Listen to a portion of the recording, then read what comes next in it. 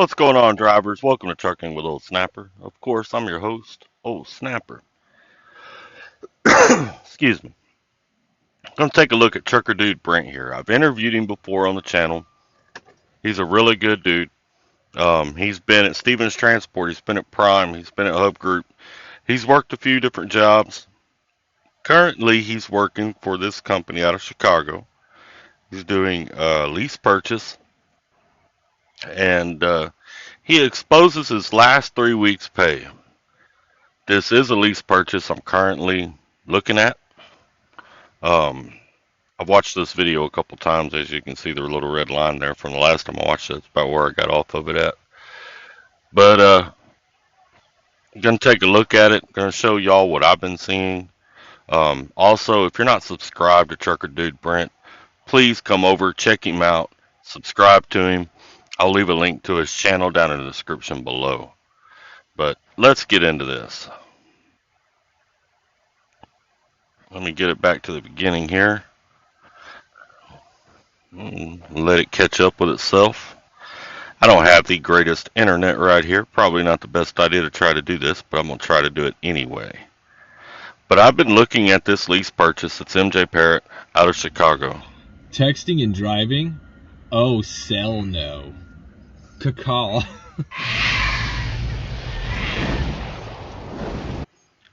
Brent's always got jokes. He's always got jokes. But I kind of hate on the jokes because I don't ever have any jokes.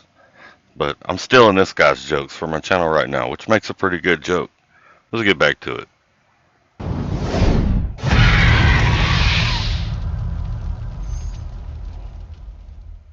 Oh, there's some geese. What the hell? Dude, they're fucking right here. They're just chilling, look. They just landed. And now I'm afraid to get out of my fucking truck. Y'all ever played the Untitled Goose game? Geese are dicks. Anyways, I'm at my receiver here. I'm in Puyallup, Washington, the state.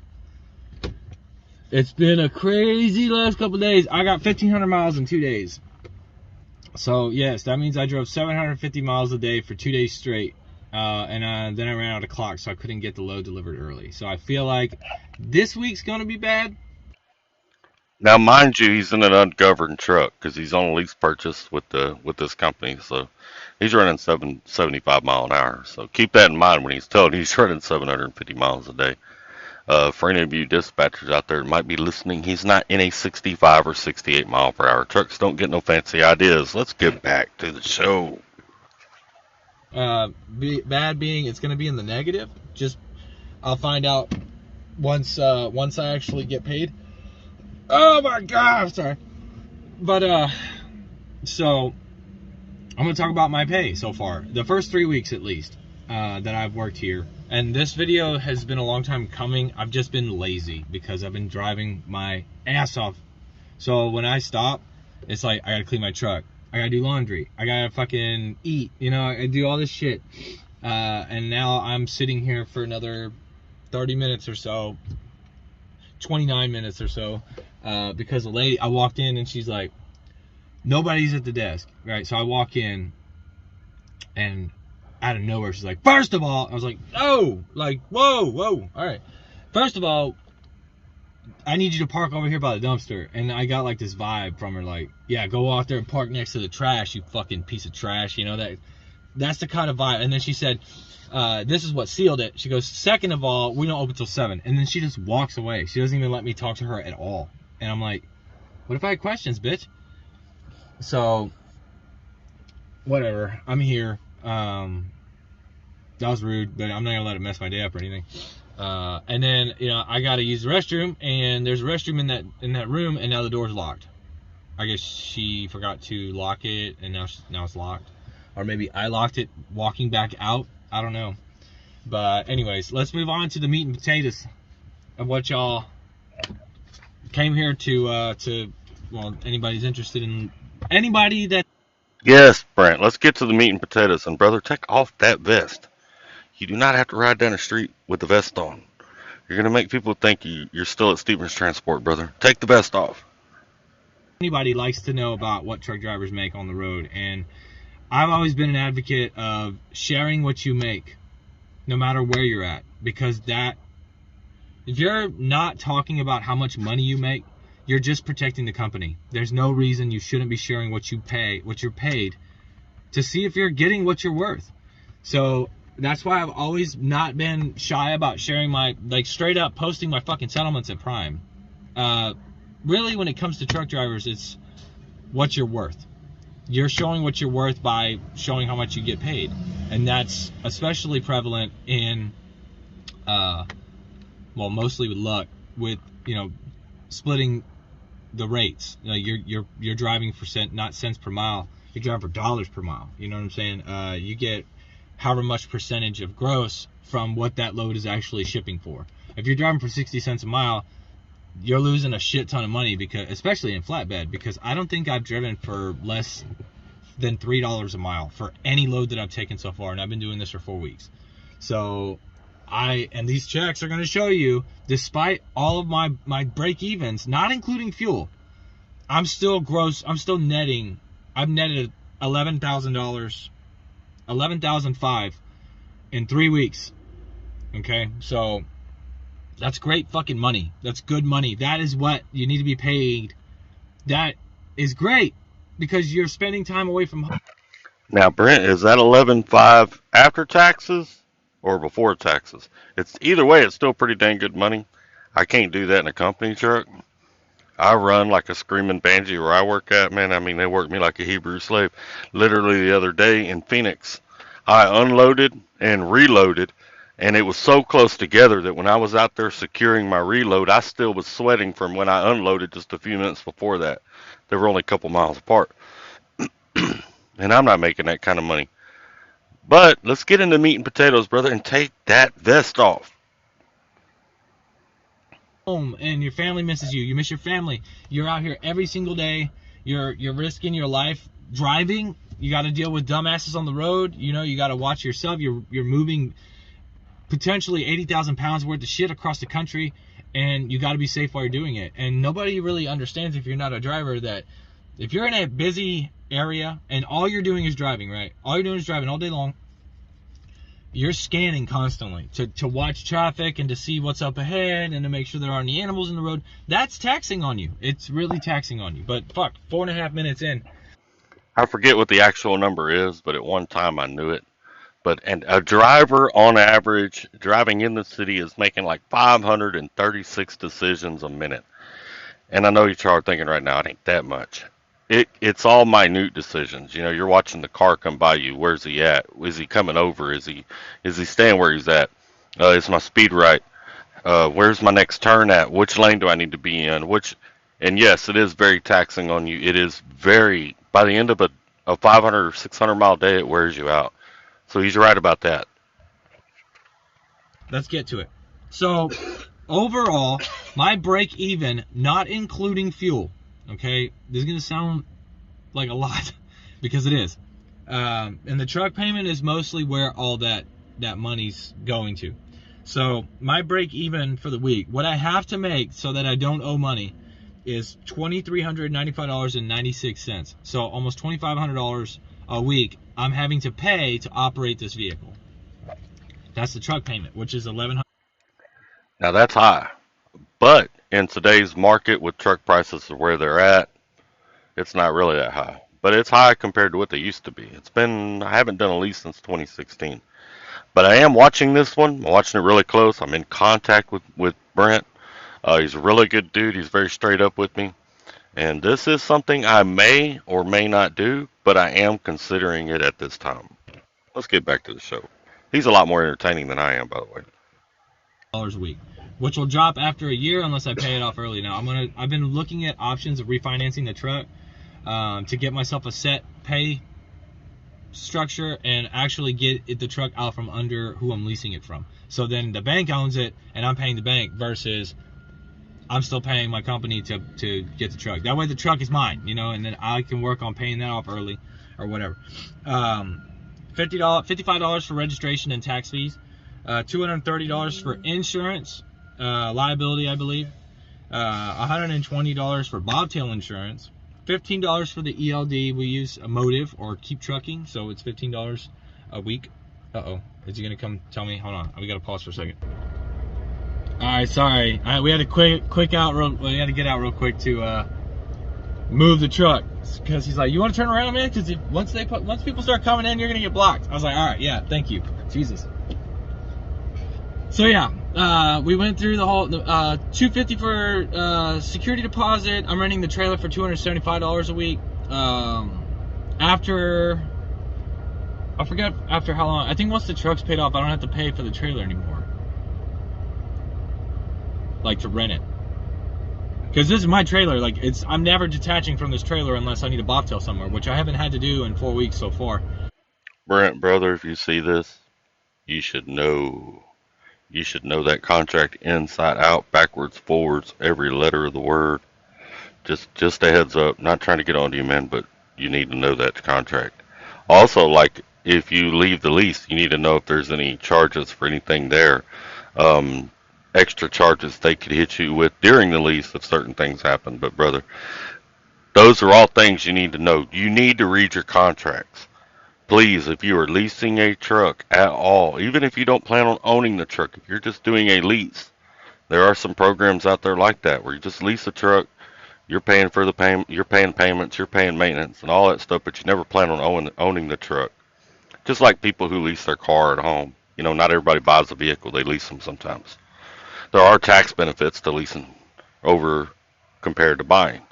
But you need to read your contract. You need to know every detail of that contract, and if you don't understand something in it, call somebody and get them to explain it to you.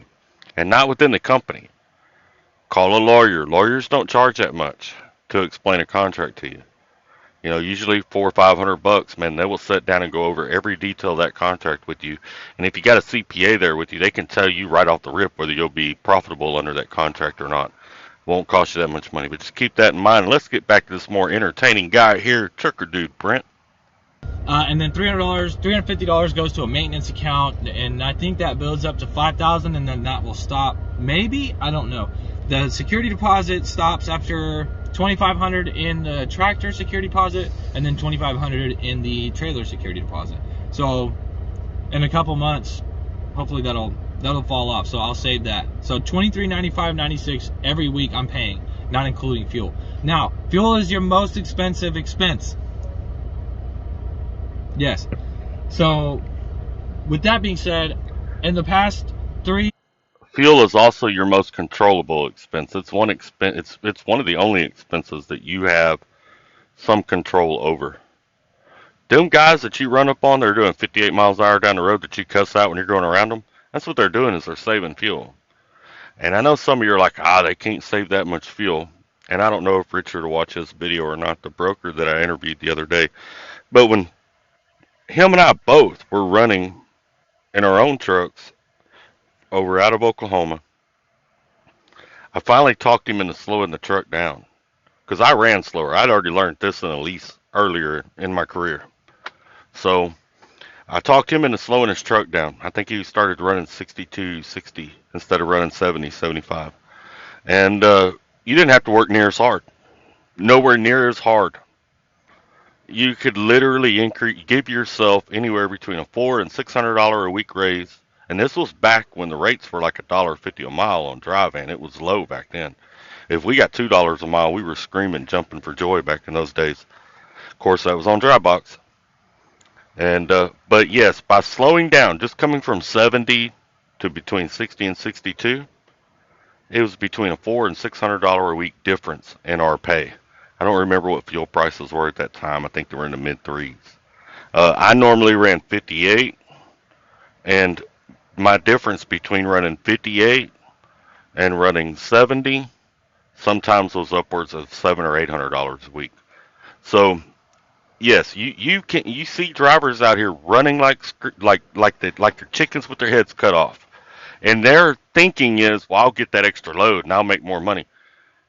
I've done it both ways, and I made more money running less freight and conserving fuel than I ever did trying to get that extra load in at the end of the week.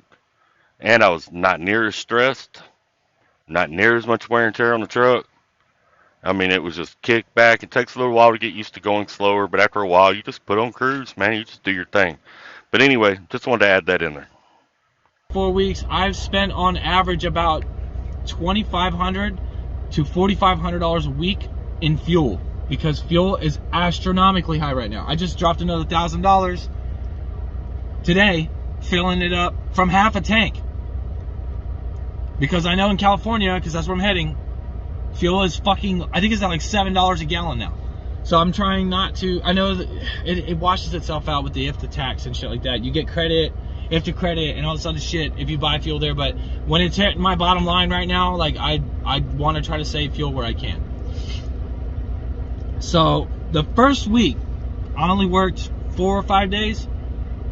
I made gross, or net to the truck, or net to myself, what I paid myself, what I got, my business and myself, we got $39.82.10. So that's almost $4,000 on my first check. Granted, I didn't get a truck payment, and he kind of halved everything as far as the insurance and security deposit and all that stuff. He waived a lot of those fees. The second week wasn't that great of a week. I only made $3,000 that week. $3,011.46. And yeah, sorry if it changed. The truck was off, and now I have it on. I'm idling, which I probably shouldn't. I don't need to. It's nice and cool outside, so there you go. It's a little better. And then Save that money, Brent. Save that money. And take that dang orange vest off, buddy. week I had a $10,000 gross week, and it was a little over $10,000, and I netted with my truck payment and everything $4,416.87. Now I own a business. I own my own business, Trucker Dude Transportation, and the way that I'm doing it right now is I've been talking with all these fucking people lately too. It's just been such a hassle, and it's like they're trying to sell me more shit, and it's like, I don't need more shit. What do I need business credit for? I don't plan on starting a fleet. I don't plan on buying any more trucks. If anything, I'll trade this truck in and buy a newer model or something later on down the road when I have this one paid off and I've made my money with it. I don't plan on like opening up a franchise somewhere or doing something like that. If I don't have the money for something, I don't need it. So I don't need business credit or anything like that. I don't need to look good to lenders unless really the bottom line is I want to find a bank to refinance this truck. That's it. And if I got the money, Brother, you're going to need to look good to lenders whenever you're looking for refinancing for the truck. Just helping you out, because I know you're going to watch this. I know it. And by the way, we got to get you a new hat, man. Just saying. the bank to just go straight up without having to go through anybody else to refinance the truck, that's what I'll do. But I don't need to borrow, maybe a lower interest rate or something like that or whatever. But if they see that I've got this much money down and the interest rate's decent, then why the fuck wouldn't I just do that? Because I wouldn't be paying on this truck for 5 years at $4,400 a week or $4,400 a month for the first year, and then maybe $3,800 a month next year, and then it subsequently goes down $100 each year that passes. So like, why not just give myself one flat rate of a lower payment each week or each month and go from there? So that's the plan, because that's my truck payment. Once that's paid off, you're out of debt with a truck. You're making that much more money each week. Well, I'm going to let y'all finish it, but that's Trucker Dude Brent. Let me go to his page right here. This is some of his videos. Really good dude. Puts it out there. Now, he is still learning. I don't know how long he's been driving. I think, maybe 3 or 4 years. If not, but like that contract, he should be on top of that contract. Like myself, yes, I'm looking at the lease. But before I ever go to a lease, I want a copy of the contract. I will not go to a company under a lease without seeing a copy of the contract that they're going to have me sign. Matter of fact, when I come to orientation, I'll bring that lease agreement they gave me. That's the one I'm signing. The first lease I did is the only one that I didn't do that way, and I regretted it.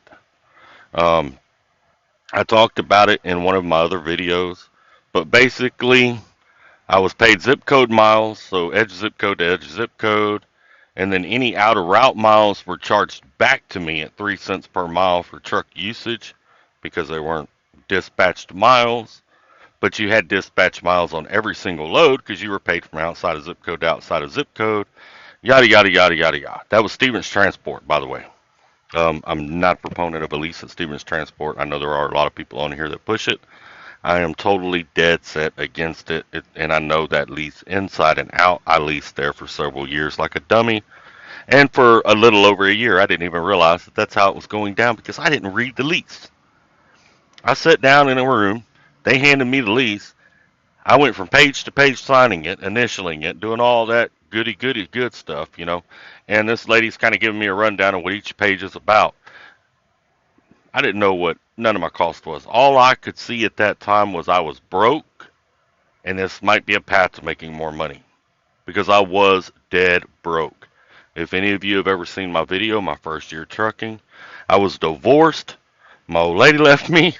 I lost my kids. I was broke. You know, my car was gone. I had absolutely nothing. When I took time off, I took it either in on my sister's couch or my parents' couch or in a hotel somewhere if I had enough money to get a hotel room. So all I saw was, hey, I need to try to get to where I can make more money and get resituated in life. Screwed me up big time. I spent the next 5 years trying to recover from that 4 years leasing. Okay. And yeah, it wasn't smart of me. I should have got out of it a lot earlier. I thought I was doing something wrong a lot of times. It was a long story. But anyway, I am looking at this lease. I want to see a copy of the contract. I'm going to keep in touch with Trucker Dude Brent. He's fixing to be taking home time. I want to see how long it takes him to catch back up when he comes off of home time. I'm a little curious to run the numbers and see what the full price they're paying for the trucks are. Um, you know, and all that kind of stuff. Another bad thing about leasing these trucks, like at the present time, is the truck prices are up real high.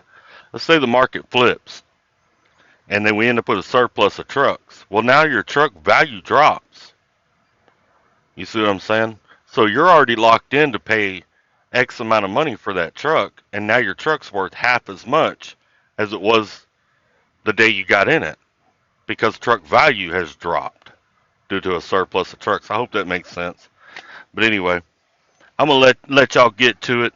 That's Trucker Dude Brent. Check him out. Really great dude. Really good channel. Notice he doesn't always wear his vest. You know, so you know he's good people. He's good people. And that's the least. That's Mj Parrot. I believe he has a link to him or whatever in his description. You can reach out to him and he will explain it to you. I'm sure there's more videos coming up on this company. But that's the lease I'm looking at. That's something I'm thinking about, rolling over in my mind. I mean, if I can pick my own freight and get $3 a mile, why not? Makes sense to me. But I need to know all the ins and outs first. And this is a Chicago carrier, so I really need to know all the ins and outs. I need to know every. Y'all know about the Chicago Mafia, right? Anyway, y'all take care. Stay safe. Don't forget to like and subscribe. Check out Trucker Dude Brent. Like and subscribe to his channel. And as always, man, be good to each other. Take care. Stay safe. Until next time, old snapper, I'm out.